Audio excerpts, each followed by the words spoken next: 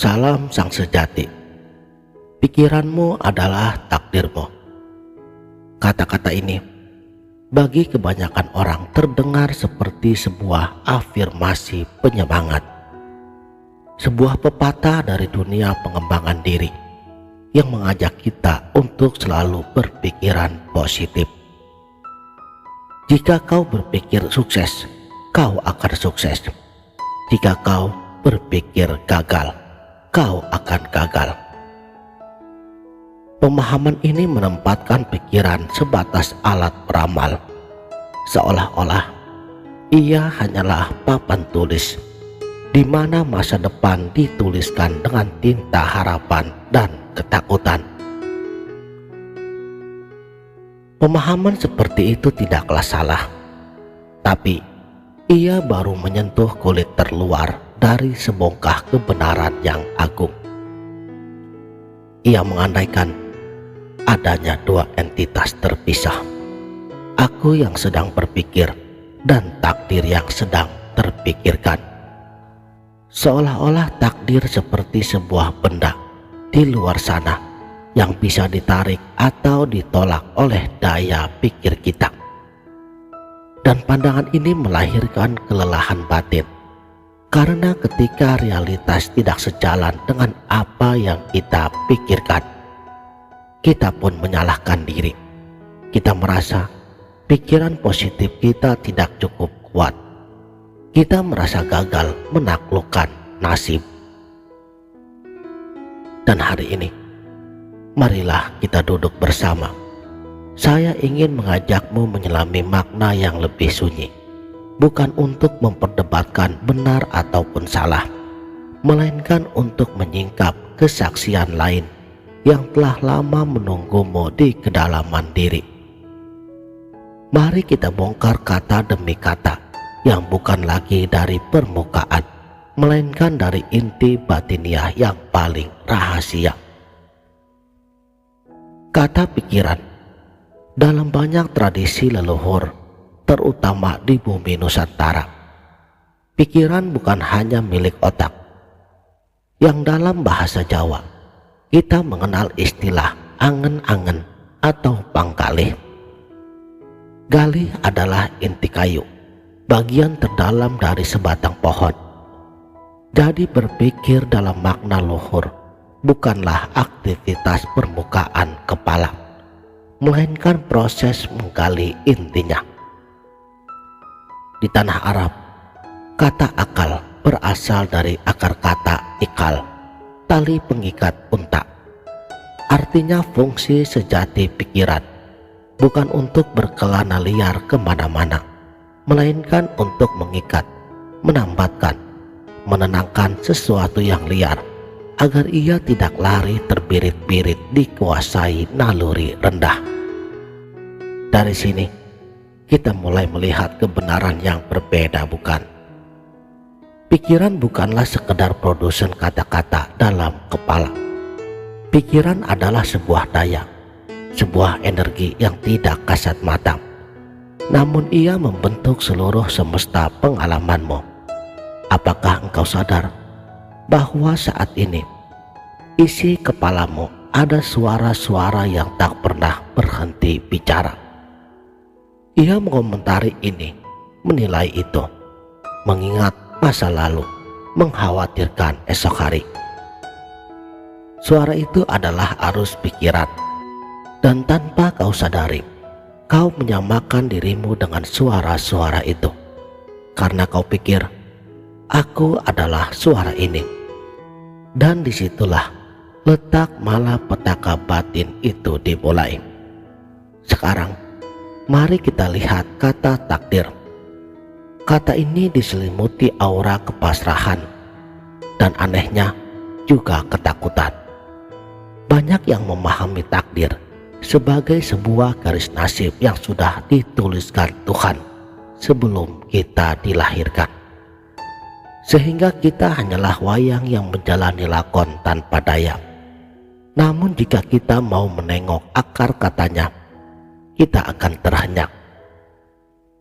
Yang dalam bahasa Arab, takdir berasal daripada kata qadara yang makna esensinya bukanlah kepastian mati, melainkan ukuran, nilai, atau ketentuan proporsional.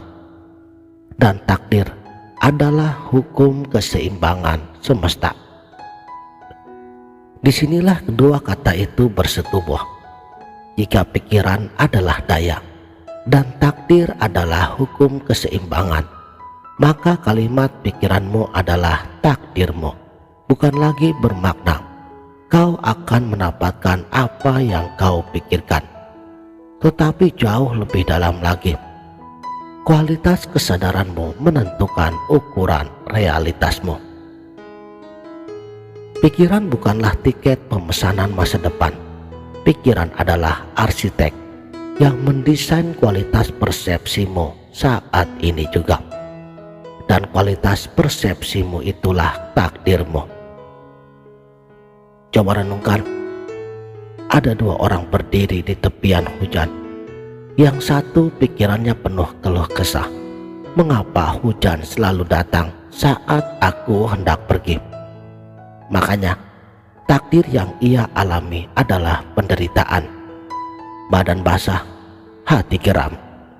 Ia terkurung dalam penjara pandangannya sendiri. Namun bagi orang yang lain, dengan daya pikiran yang telah ditambatkan, ia melihat hujan yang sama dan berbisik, rahmat ini membersihkan debu bumi, menyejukkan akar-akar yang dahaga. Maka takdir yang ia jalani adalah rahmat, kesejukan, dan kedamaian.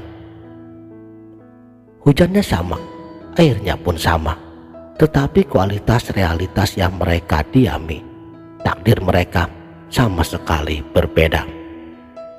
Di sini, takdir bukanlah peristiwa yang menimpa. Takdir adalah rasa yang mengalir di dalam batinmu saat kau berhadapan dengan peristiwa itu. Nah, sahabat sang sejati yang sedang mencari, mari kita bertanya lebih jujur. Siapakah yang memegang kendali isi suara di kepalamu itu? Apakah kau ataukah ia bergerak sendiri seperti kuda liar yang tak bertali? Amatilah sekarang juga di keheningan ini suara-suara yang lalu lalang di benakmu. Sebagian besar dari suara itu adalah pengulangan. Ia adalah rekaman masa lalu. Ia adalah ketakutan yang belum terjadi. Ia bukanlah kebenaran. Ia hanyalah awan yang lewat. Tetapi kau menggenggamnya erat-erat dan menyebutnya aku. Karena kau mengidentifikasi diri sebagai pikiranmu, maka kau pun terlempar ke sana kemari olehnya. Jika pikiranmu kalut, hancurlah semestamu. Jika pikiranmu riang sejenak, indahlah duniamu.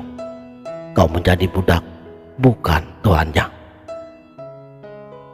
Lantas, di manakah kesaksian baru yang bisa mengubah cara kita menghidupi hidup? Kesaksian itu terletak pada kemampuan untuk bersaksi, untuk menjadi saksi. Inilah ajaran olah batin yang mungkin sudah lama kau lupakan. Engkau bukanlah isi pikiranmu. Engkau adalah ruang sunyi yang menyaksikan pikiran itu datang dan pergi. Seperti layar bioskop, ia tidak terbakar ketika gambar api menyala di atasnya. Layar itu suci, tidak tersentuh oleh film apapun yang sedang diputar. Begitulah jati dirimu yang sejati. Jika kau bisa mendengar suara batinmu mengeluh, kau bukanlah suara itu. Kau adalah kesadaran yang mendengar. Dan ketika kau bertahan dalam posisi sebagai saksi tersebut, sesuatu yang ajaib akan terjadi. Pikiran-pikiran yang dulu mengikatmu mulai kehilangan daya cengkramnya. Mereka masih muncul, tetapi tidak lagi menciptakan reaksi berantai yang menyiksa. Mereka masih muncul, tetapi tidak lagi menciptakan reaksi berantai yang sifatnya menyiksa. Mereka seperti awan di langit batin, hadir lalu lenyap tanpa meninggalkan luka.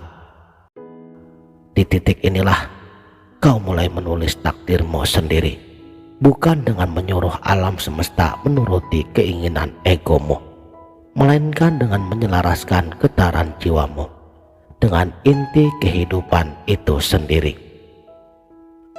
Inilah lelaku agung, lelaku kontemplasi yang bisa kita lakukan setiap saat. Ia tidak mengharuskanmu duduk bersila di puncak gunung selama berjam-jam. Di tengah hiruk-pikuk kehidupan, cobalah untuk diam sejenak. Tarik nafas dalam-dalam, tanyakan pada dirimu dengan suara yang paling lembut, siapakah yang sedang berpikir saat ini? Jangan dijawab dengan kata-kata. Biarkan pertanyaan itu menjadi tombak yang menusuk egomu, menembus kebisingan batinmu, dan kembali ke dalam keheningan sang sumbernya. Itulah zikir rasa yang sesungguhnya, bukan sekedar mengingat nama dengan lisan, tetapi mengalami kehadiran dengan rasa. Setiap kali kau bertanya, siapa aku? Dan kau tidak menemukan jawabannya di dalam kata-kata, disitulah pintu takdir baru terbuka. Sekarang, dengarkan kalimat ini. Kau tidak bisa memilih situasi yang akan singgah, tetapi kau bisa memilih keadaan kesadaran dari mana kau akan menanggapinya. Disitulah kebebasan hakiki. Disitulah letak takdir yang sesungguhnya. Makanya, jangan lagi mengejar isi pikiran yang positif dan menolak yang negatif, karena itu sama melelahkannya dengan mengejar dan menolak angin. Tetapi jadilah ruang. Segala awan, baik yang putih berseri maupun yang kelam membawa petir. Ketika kau menjadi ruang, kau tidak lagi terikat pada bentuknya. Takdirmu bukan lagi berbicara soal karir, jodoh, ataupun kekayaan yang datang dan pergi. Takdirmu adalah kedamaian yang tidak bisa dirampas oleh siapapun, cahaya yang tidak bisa dipadamkan oleh angin. Takdirmu bukan lagi sebuah cerita di dalam waktu, melainkan keabadian yang terasa di saat ini. Untuk itu, pikiran adalah takdirmu, bukan karena ia bisa menyihir kenyataan, tetapi karena dari mana kau menempatkan dirimu. Apakah kau akan terbenam dalam arus pikiranmu, ataukah kau berdiri tegak sebagai kesadaran yang telah menyaksikan? Itulah yang menentukan ukuran hidupmu. Itulah takdirmu, hidup yang tidak lagi dikuasai oleh nasib dan perubahan, tetapi hidup yang bermula dari sang sumber abadi. Demikianlah, terima kasih telah menonton. Salam